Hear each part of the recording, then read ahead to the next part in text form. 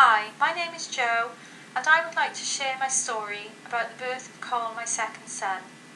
I'm 32 and live in Bridgend with my husband Mark and our two boys Zach, who will be 6 later in the year, and his younger brother Cole. It was during my 20-week checks that it was discovered my little boy had a low heartbeat. We were sent to the hospital where we spent several long, stressful hours waiting to hear what was wrong. We had scans, blood tests, steroid injections, which I now know was in case I had to have him that night. We were given no answers that night and were sent to a different hospital the next day. After a very long day full of countless tests, we were then told by the cardiologist that our little boy had a heart condition called complete heart block. Complete heart block is when the natural pacemaker in the heart doesn't work, so the top and bottom chambers were not communicating, causing his heartbeat to be reduced. We were told this condition was hereditary and was irreversible as it was caused by antibodies. I tested positive for anti-Ro, which attacked his heart and caused the complete heart block, although we didn't find this out till much later. I was devastated when I found this out, as I felt responsible, still do to a certain extent, and it felt like the bottom had fallen out of our world. Following this news, for the next 20 weeks of my pregnancy, I did nothing but worry about him. Would I manage to reach 40 weeks? Would he survive? What future would he have? Every possible thought went through my head. I was told I would have to have a caesarean section as a natural birth would be too dangerous for him. And this hit me hard, as I didn't want a section. I wanted to have him naturally, as I'd given birth to Zach. Plus, I was terrified at the thought of a section. I went for a checkup, or the pre-op, on the Friday with my section booked in for the Monday, which is when they talk you through what's going to happen. I spoke to one of the midwives and said I had a lot less movement the day before.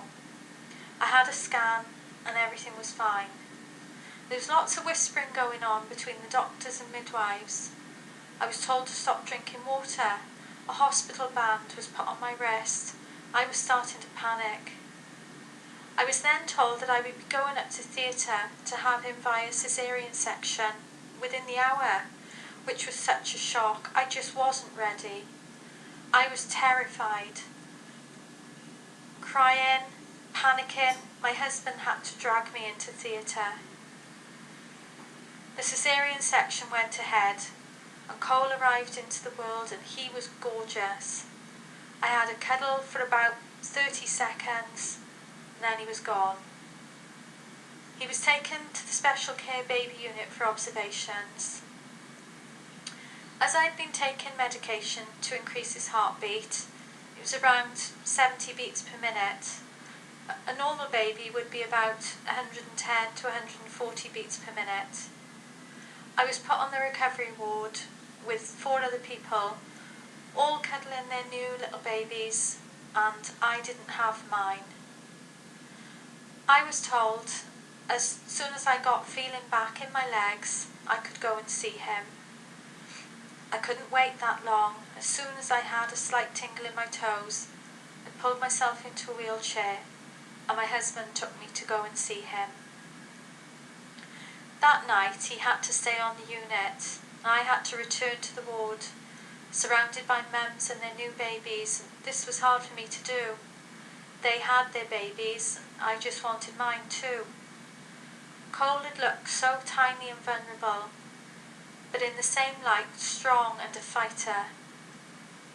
Over the weekend, Cole was back and forth between the unit, as his heartbeat was inconsistent and dropped to 40 beats per minute. Monday morning came, and 2 consultants spoke to Mark and me and explained that Cole needed to be transferred to a hospital that could provide him with the specialist care he needed. I instantly cried, panicked. I was devastated and beyond worried. We went up to the unit to see him, and within 5 minutes, the transfer team arrived. They strapped Cole into a high-tech cot and they left. After Cole had left, I packed up my things and was discharged from the hospital. I can remember walking down the corridor, which I walked down 100 times after all the checkups, and had imagined pushing him down the corridor in his buggy on the way home. Only now I was holding flowers and a baby boy balloon, but had no baby boy. We then made the journey to be with Cole. It was late, dark and quiet when we arrived onto the intensive care unit. I'm not sure I can put into words the experience that followed. Everywhere I looked, there were extremely ill children and distraught parents. Some of the children's beds and cots were covered in soft toys, balloons, cards. Makes you wonder how long they'd been there for. We were lucky enough to be given accommodation at the hospital, and a nurse took us to our room. It was the size of a prison cell with metal bunk beds. I managed with my husband's help to get onto the lower bunk. I just had a section and I tried to sleep, but I didn't sleep a wink and I cried most of the night. The decision was made a few days later that Cole needed a pacemaker. It was something that had been talked about but wouldn't be until his teens. He had open surgery at just 5 days old and his pacemaker was fitted. Within a week we were allowed to take him home. It was only when we got home that it felt like things could get back to normal. Cole was and is an amazing little boy, recovered amazingly, slept well, ate well. He was doing fabulously, but I wasn't. I found that I couldn't talk about what had happened to anyone. I kept going over and over and over what happened in my head, reliving every second. I'd sometimes spend an hour in the shower because I hadn't finished retelling the story in my head. I was too cautious to talk to Mark about things because I didn't want to stir up bad memories for him, and it seemed like he was doing okay.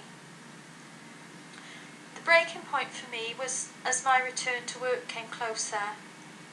The thought of people asking in work, "How's the baby?" was just too much. My answer could simply be, "He's fine," and he was fine, but I felt like that would be a lie.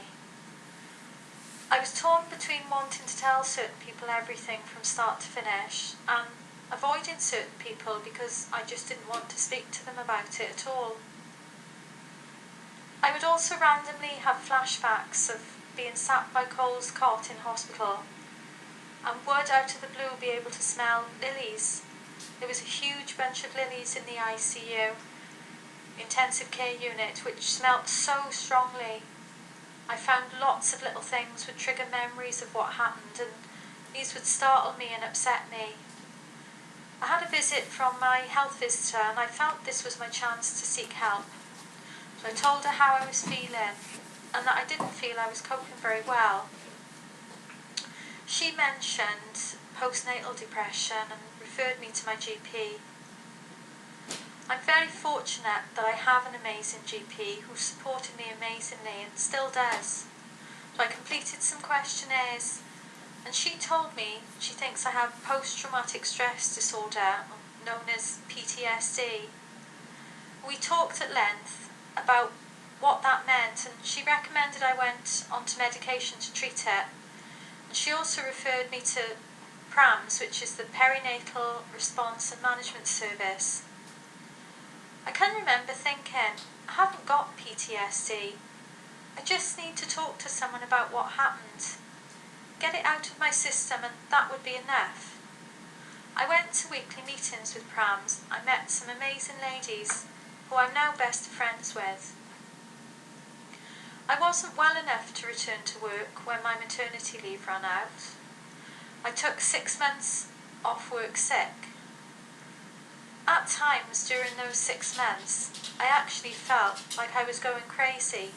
No one understood how I was feeling. I couldn't explain how I felt. I felt tremendously sad some days. I must have been a nightmare to live with. During those 6 months, I was receiving the treatment and felt more confident to face work. My return to work was wobbly. I was secure in the knowledge nobody knew, and I wanted to keep it that way. After a while, I told a few people. I thought I'd be fine, but I cried. One afternoon, I was in the break room at work, and a news story was on the TV about babies who had heart surgery and sadly died. They showed both wards Cole was on. Time stood still. It was like I was back there. I went back to my desk and googled the news story. The children that died had been treated when we were there with Cole. I was overcome with emotion. I instantly started crying, nearly had a panic attack and couldn't catch my breath. I think things like that are so close to home, will always affect me and upset me. It's only been in the last few months, looking back, that I've accepted I did have, and maybe always will have, PTSD. My mum and sister have been an amazing support. I struggled telling them things at first, and when I was first diagnosed with PTSD, I had to get Mark to tell my mum because I just couldn't talk about it. My mum and sister regularly look after the boys, take them out, have them to sleep over, which I'm massively grateful for, as it gives me a much needed break. I can see now how bad I was, that I wasn't coping, couldn't accept what had happened, etc. I've managed to come off my medication and feel like I'm so much better. I still have days where I get upset remembering certain things, or feel sad that the first week of Cole's life are full of upsetting memories. Although I am grateful, as I have 2 little boys who bring Mark and I so much joy. Zach looks out for Cole, and we have explained to Zach that Cole has a little robot inside him, which helps keep his heart beating, just like his, which he seems to understand.